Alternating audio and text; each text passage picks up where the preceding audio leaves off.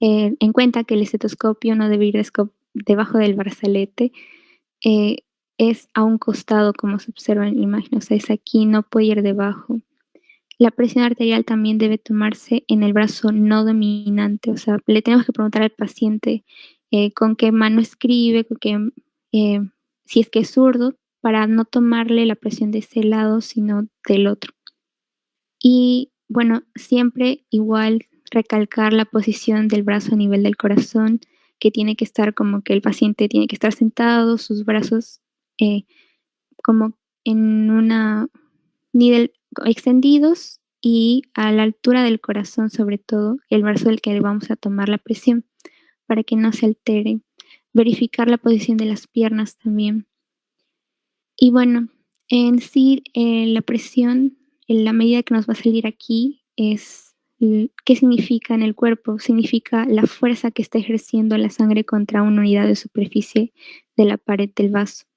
Eso es lo que hallamos después de, bueno, de escuchar los ruidos de Korokov. El primer ruido sería la presión sistólica y el último ya nos va a indicar la presión diastólica. Em, bueno, estos son los conceptos generales que yo les podría comentar acerca de lo que se debe tomar en cuenta para tomar la presión. Sin embargo, todo esto se aprende practicando. Entonces, o sea, yo les recomendaría igual que siempre uno puede decir, no, tomar la presión es fácil, pero en sí tiene como que su arte, tiene como que sus cosas detrás, sus indicaciones, perdón, sus recomendaciones que tenemos que tener en cuenta para tomar adecuadamente la presión. Entonces se les recomendaría como de todas maneras indagar viendo videos en YouTube, ahora que tenemos sobre todo la multimedia tan accesible, es lo que yo les recomendaría. Y bueno, no se olviden como que de buscar el método palpatorio y el de y auscultatorio, porque bueno, eso se aprende más cuando vemos a alguien más como lo hace en los videos. Y bueno, eso es el método correcto, eso utilizar primero el palpatorio y luego el auscultatorio. Bueno, en cuanto a las venas, hay alguna patología que podríamos resaltar y que para poder explicar el funcionamiento, la fisiología importante que tienen las venas en nuestro por ejemplo, sería la insuficiencia venosa, que es cuando tenemos a válvulas venosas incompetentes. O sea, hablar de esto nos va a ayudar a entender prácticamente cómo funciona la vena y cómo nos ayuda a mantener una presión arterial adecuada, a mantener una presión venosa adecuada y a garantizar el retorno venoso adecuado al corazón y que la sangre siempre llegue al corazón. Em, bueno, lo que pasa en la insuficiencia venosa es que eh, las válvulas que tienen las venas, como podemos observar en la imagen, no van a funcionar correctamente. Lo normal es que las válvulas siempre estén así, bombeando sangre, llevándola hacia arriba, siempre en dirección al corazón. Eh, bueno, sobre todo las válvulas tienen o cumplen un rol más importante en los miembros inferiores porque en los miembros inferiores tenemos una presión de 90 que tiene que llegar a altura de el corazón, de prácticamente por aquí ya tenemos presiones de 0 en las venas, presiones de 6. O sea, imagínense la presión que tiene que vencer o porque va en contra de la gravedad para volver a subir al corazón la sangre. Eh, sobre todo es porque tiene que vencer la gravedad de aquí hasta acá. Y bueno, todo esto se logra gracias a las válvulas que están aquí dentro en las venas.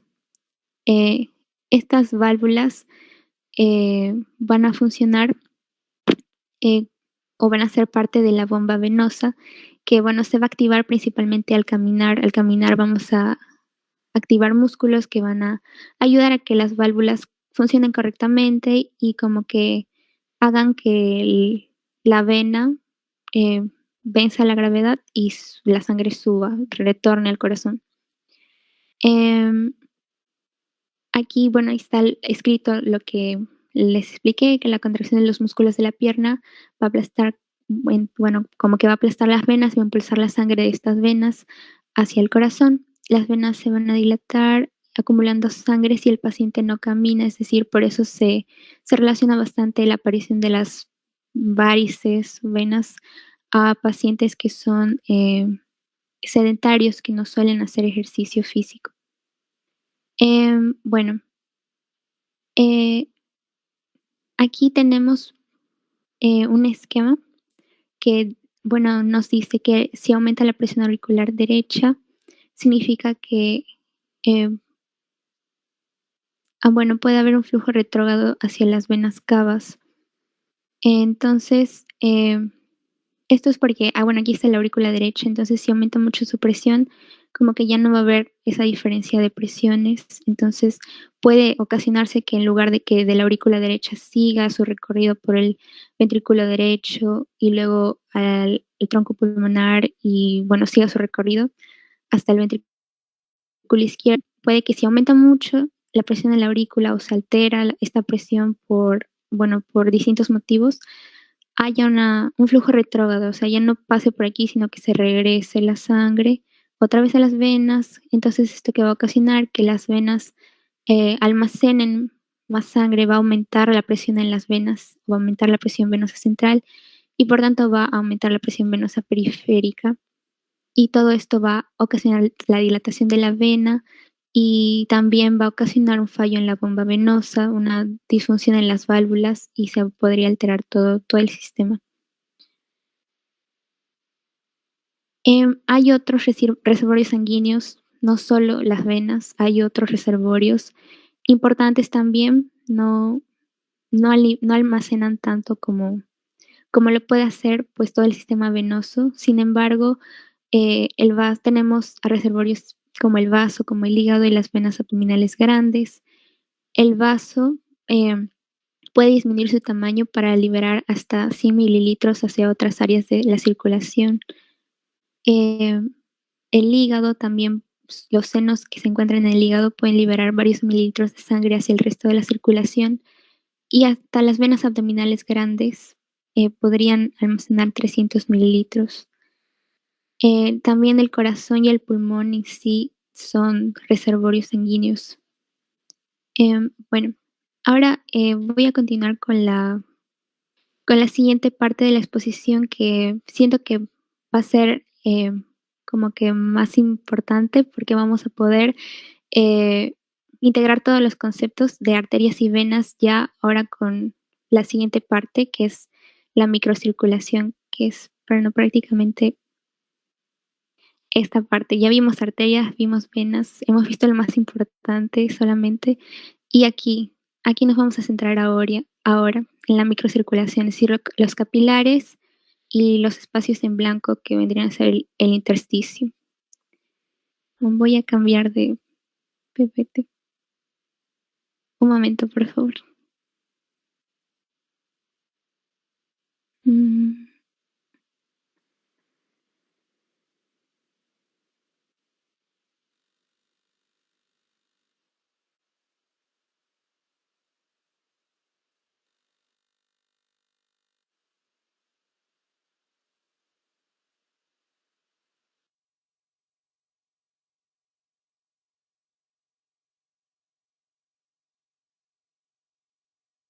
ya.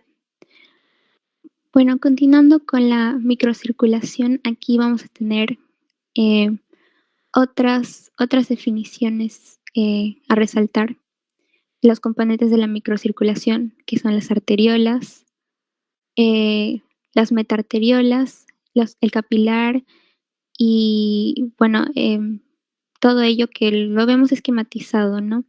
Aquí tenemos a la arteriola, el esfínter precapilar que va a estar al inicio de una metarteriola o puede ser también estar cuando la metarteriola va a servir como un bypass dentro del mismo capilar para, bueno, para unir las, eh, las distintas partes del capilar.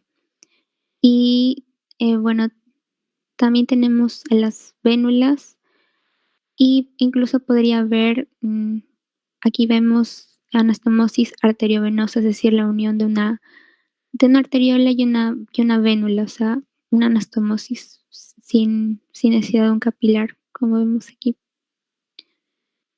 Bueno, las arteriolas, se ramifican entre 2 o 5 veces, alcanzando diámetros de 5 a 9 milímetros en sus extremos cuando aportan la sangre a los capilares. Por otro lado, las metaarteriolas tienen fibras musculares lisas rodeando el vaso en puntos intermitentes, como se ve esquematizado. Bueno, en el origen de un capilar hay una fibra muscular lisa que rodea el capilar y se conoce como esfínter precapilar. Y bueno, el esfínter precapilar es importante porque va a ser este el que se va a abrir, el que se va a cerrar, dependiendo para permitir el paso de sangre a una parte del capilar o no. Y luego tenemos a las paredes del capilar, que están compuestas por una capa unicelular de células endoteliales, o sea, son prácticamente los componentes más delgados que encontramos en el sistema circulatorio, y rodeado por una membrana basal muy fina con un diámetro de 4 a 9 milímetros. Eh, También, bueno, existen vesículas de plasmalema denominadas caviolas, que tienen una función pinocítica y de transitosis de macromoléculas, que bueno, esto es importante porque, como ya he venido mencionando, la microcirculación, lo principal que hay que resaltar es que aquí se va a ocasionar el intercambio de nutrientes, y también de otros componentes como el oxígeno, eh, bueno, que podemos ver aquí esquematizado también. Bueno, aquí otra vez es como un esquema general de la circulación sistémica, la circulación pulmonar. Nos vamos a centrar en esta parte que, que es la microcirculación, que habla sobre el transporte de nutrientes hacia los tejidos y la eliminación también de estos, porque no solamente es dejar los componentes para que funcione el tejido, sino también recoger el material, los desechos que ha dejado ese tejido. Por ejemplo, el CO2, aquí como se esquematiza, deja oxígeno se reabsorbe deja oxígeno y se eliminan los restos celulares como el CO2. Em, Aquí hay una diapositiva, bueno, algo dedicado solamente, una parte a la metarteriola. ¿Por qué? Porque las metarteriolas son fundamentales para la regulación del flujo sanguíneo capilar. O sea, no hay componente más importante en el capilar que la metarteriola para regular el flujo que va a pasar dentro de todo el capilar prácticamente. Eso es importante resaltarlo. Las metarteriolas son arteriolas terminales. Estas no van a tener capa muscular continua. Son fibras musculares lisas que rodean al vaso en puntos intermitentes. Las metarteriolas, bueno, actúan como canal tipo bypass y regula el flujo sanguíneo hacia el lecho capilar. O sea, eso es lo más importante que hace una metarteriola. Va a regular el paso del flujo sanguíneo. Bueno, el flujo sanguíneo en el lecho capilar. En el punto en el que cada capilar verdadero se origina de una metarteriola, hay una capa muscular lisa que se llama esfínter precapilar. Aquí está. Y bueno, esta se va a abrir y se va a cerrar dependiendo de la vasomotilidad que se decida. Y hay bypass capilares o canales preferenciales, que serían como los que vemos aquí, o, o los que se ven acá mejor. Y bueno, todos estos componentes van a regular el flujo en cada minúscula zona tisular. Q es, bueno, como sabemos por las fórmulas, es flujo. Ya. Aquí es importante mencionar que en el capilar vamos a tener, como ya se puede como deducir, un extremo arterial y un extremo venoso. En cada extremo, o sea, dentro del vaso más bien, dentro de todo el vaso que vamos a encontrar, va a pasar sangre, sí, pero no solo eso, sino que es importante, eh, resaltar que en todo el trayecto del vaso, las presiones que tiene van a cambiar. Eh, Asimismo, dentro del vaso tenemos presiones, pero también fuera de este también va a haber presiones. Es decir, en el intersticio, que es el espacio entre un vaso y una célula, también van a haber presiones. Y en total, bueno, vamos a tener como que 2 presiones dentro del vaso y 2 presiones en el intersticio, y todas estas presiones van a interactuar, y van a estar siempre en constante equilibrio, por lo que van a permitir que, por ejemplo, haya cierta cantidad de sangre o flujo dentro del vaso y cierta cantidad de líquido dentro del intersticio. Sin embargo, si hay alguna alteración en alguna de estas presiones, se podría alterar la cantidad de líquido que hay en el intersticio o la cantidad de flujo sanguíneo que, bueno, va a estar dentro del capilar. Bueno, esto lo es como introducción porque, bueno, más adelante explicaré a qué se refiere, o sea, si se altera una presión, qué es lo que puede pasar, cómo se va a ver en el organismo que esto suceda. Em, pero bueno, antes sigamos aclarando conceptos. Aquí tenemos, por ejemplo, algunas, sustancias, liposolubles. ¿Y por qué hablo de sustancias liposolubles, sustancias hidrosolubles? Porque como ya, mencioné, en el capilar estas sustancias se van a intercambiar. O sea, el capilar llega, la sangre llega, va a dejar aquí, nutrientes y hay desechos que para que lleguen, eh, en o sea, va a dejar aquí nutrientes, disculpen, va a dejar nutrientes y bueno, aquí vemos que esta parte se llama intersticio porque, como les había dicho, el intersticio es el espacio que hay entre una célula y en este caso el capilar o el vaso sanguíneo. Bueno, este espacio es como un espacio que, bueno, aquí se ve como un espacio en blanco, pero en realidad no es que no tenga nada, sino que sí tiene desechos, también tiene, matriz extracelular y distintos componentes que detallaré más adelante. Pero bueno, por ejemplo, llega aquí, deja nutrientes o llega aquí la sangre y los nutrientes que deja entran a la célula bota desechos que quedan en el intersticio, en el intersticio estos desechos van a reabsorberse después, es decir, van a regresar a la sangre y todo esto va a seguir el camino. Entonces no es solo dejar nutrientes, también es recoger los desechos. El extremo arterial se caracteriza por, principalmente filtrar. Filtrar quiere decir que el flujo sanguíneo que va a estar pasando por aquí va a atravesar el vaso y va a llegar al intersticio o a la célula. Eso quiere decir filtrar. Y reabsorber es el sentido contrario, es decir, lo que está aquí va a entrar al vaso. Entonces, filtrar es esto, reabsorber es esto. Y bueno, eh, es importante, saber que según el tipo de molécula que tengamos, vamos a encontrar que van a atravesar mucho más rápido la y o van a filtrarse mucho más rápido, dependiendo si es que son liposolubles o si es que son, hidrosolubles. Em,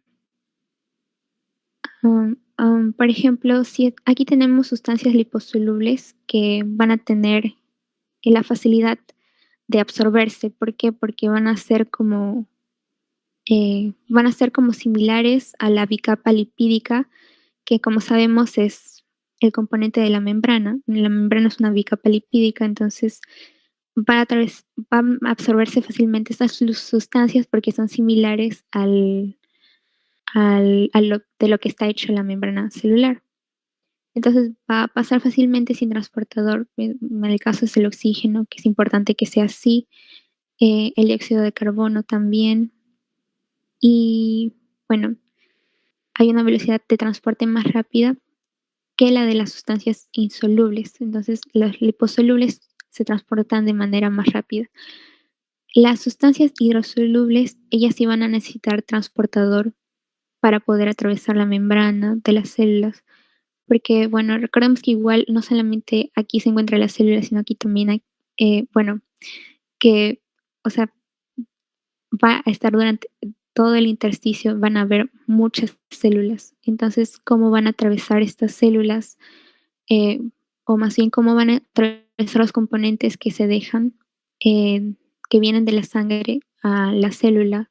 La atraviesan, pues, dependiendo de su naturaleza. Si son hidrosolubles, van a necesitar sí o sí un transportador.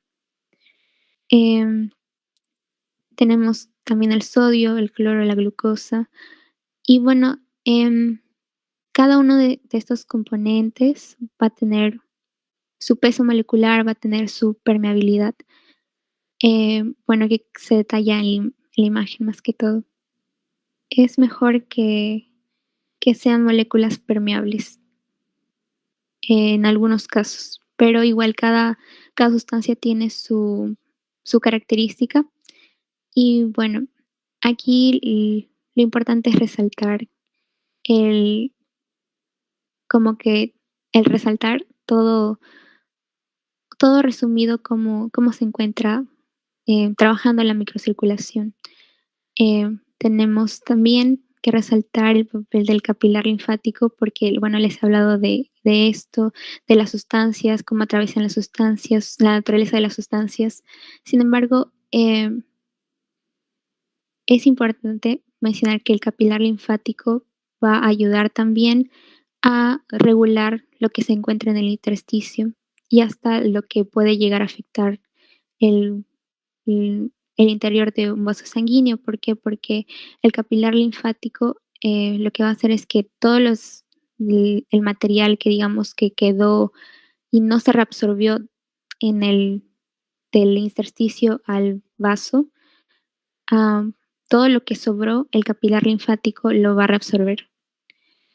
Es decir, como les había dicho aquí, se filtran nutrientes, luego los desechos que estén aquí se reabsorben aquí. Sin embargo, pueden quedar algunos desechos, pueden quedar algún tipo de material, y todo esto, para que no se acumule en el intersticio, va a ser reabsorbido por el capilar linfático. Por eso es tan importante también el sistema linfático. Y bueno, aquí tenemos prácticamente los componentes del intersticio. Eh, Como vemos, no es un espacio en blanco simplemente, ¿no? Es un espacio, digamos, yo diría, bastante complejo. Tenemos, muchos componentes dentro del intersticio, o sea, hay fibras de colágeno, hay proteoglucanos, hay gel, bueno, es el gel del intersticio, hay riachuelos de líquido libre donde se va a acumular como que líquido en el intersticio. Y bueno, si es que este líquido aumenta mucho dentro del intersticio, ahí es como cuando se produce el edema o la hinchazón.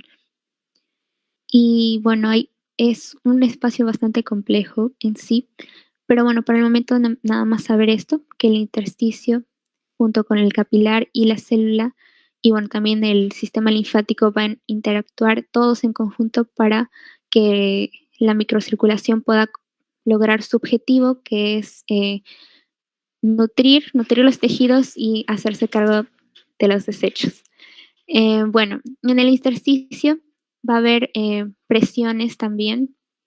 Como dije, eran 2 presiones en el intersticio y 2 presiones en el capilar. Tenemos, eh, en el dentro del capilar a la presión hidrostática capilar, que es esta. También tenemos a la presión coleidosmótica plasmática, y en el intersticio tenemos a la presión del líquido intersticial y a la presión coleidosmótica del líquido intersticial. Estas flechitas, son importantes entenderlas porque la presión hidrostática capilar, que es esta, tiene esta flechita hacia abajo. ¿Por qué? Porque esta presión lo que va a ejercer es una fuerza dentro del capilar que va a empujar el líquido desde el capilar al intersticio. Es decir, la presión hidrostática capilar quiere que la sangre se vaya al intersticio, o sea, quiere que todo lo que tiene adentro se vaya al intersticio. Es una fuerza de empuje hacia afuera. Por otro lado, la presión coleidosmótica plasmática es una presión de atracción, por así decirlo, porque esta flecha hace que como que llama a todo el componente del intersticio, lo llama hacia adentro y quiere que que nada se le escape, o sea, no va a botar a la sangre hacia el intersticio, no, sino que quiere que se mantenga dentro del capilar. Lo mismo pasa en el intersticio, tenemos una presión de empuje, que es la presión del líquido, hidrostática del líquido intersticial, que bueno, lo que va a hacer es que va a empujar el líquido del intersticio al capilar. Y la presión coleidosmática del líquido intersticial, lo contrario, va a ser una fuerza de atracción, va a querer que todo el líquido o todos los componentes se mantengan en el intersticio, no lleguen al capilar. Bueno, aquí es importante mencionar por qué se dan estas presiones. En la presión coleidosmática, en general, la presión coleidosmática es por las proteínas. En el capilar vamos a tener no solo sangre, sino que también va a haber proteínas, sobre todo la proteína plasmática más abundante del cuerpo, que es la albúmina. Entonces, esta albúmina no va a estar ahí de adorno, no, sino que va a ocasionar una presión de atracción. Mientras más albúmina haya dentro del vaso, por así decirlo, como que más se va a quedar adentro el contenido del vaso, porque va a aumentar la presión coleidosmótica plasmática. Sin embargo, si tenemos una presión hidrostática capilar aumentada, es decir, esta presión hidrostática capilar está dada principalmente por el flujo sanguíneo que llega al vaso, y si es que es muy elevado, entonces va a aumentar esta presión. Entonces, como que va a llegar mucha sangre, ¿no? Entonces va a aumentar mucho la presión hidrostática capilar y entonces, ¿qué dijimos? La presión hidrostática capilar, ¿qué era? Lo que era una fuerza de empuje. Entonces va a llegar tanta sangre que va a aumentar la presión hidrostática capilar y la sangre va a salirse del vaso y se va a ir al intersticio. Y bueno, lo mismo prácticamente pasa en el lado del intersticio. Digamos que a mayor presencia de líquido o mayor presencia de líquido en el intersticio, como que va a aumentar mucho la presión del líquido intersticial y va a empujar del intersticio al vaso. Y por otro lado, lo mismo, si tenemos una presión coleidosmática del líquido intersticial elevada, va a hacer que todo lo que está en el intersticio se mantenga aquí y va a traer cosas del vaso al intersticio. Y bueno, eh, entonces, bueno, es algo fácil de recordar. Las presiones hidrostáticas son fuerzas de empuje y las presiones coleidosmáticas son fuerzas de atracción. Em, Aquí, bueno, puse a la albúmina, globulinas y fibrinógeno. ¿Por qué? Porque mantuve aquí ese gráfico, es porque, como dije, las presiones coleidosmáticas están dadas principalmente por las proteínas, como lo es la albúmina, que es la principal, y bueno, también puede estar dado por las globulinas y el fibrinógeno. Y bueno, tenemos aquí la fórmula de todo lo que les he explicado, que todas estas presiones vienen a ser las fuerzas de Starling. Y bueno, esta es la fórmula que explica también qué es, o sea, cómo es que sucede la presión neta de filtración. Como les dije, filtración es del vaso al intersticio. Y cuando se va del intersticio al vaso es reabsorción. Entonces, la presión neta de filtración es igual a la presión hidrostática capilar menos la presión hidrostática del líquido intersticial menos la presión coleidosmática del plasma y más la presión coleidosmática del líquido intersticial. Lo que lo que pasa aquí es prácticamente que aquí vemos que ahí tenemos una fuerza que favorece la salida del plasma o de la sangre hacia el intersticio, menos todas las fuerzas que no favorecen esto. En este caso es la presión coleidosmática y la presión coleidosmática del líquido intersticial. Son las fuerzas que se oponen a la salida del plasma. Y al último se suma las fuerzas que hacen que el líquido que el líquido salga, que es esta de aquí. La presión coleosmotica del líquido intersticial. Y ya. En bueno, razonando así sería la fórmula, serían las fuerzas que se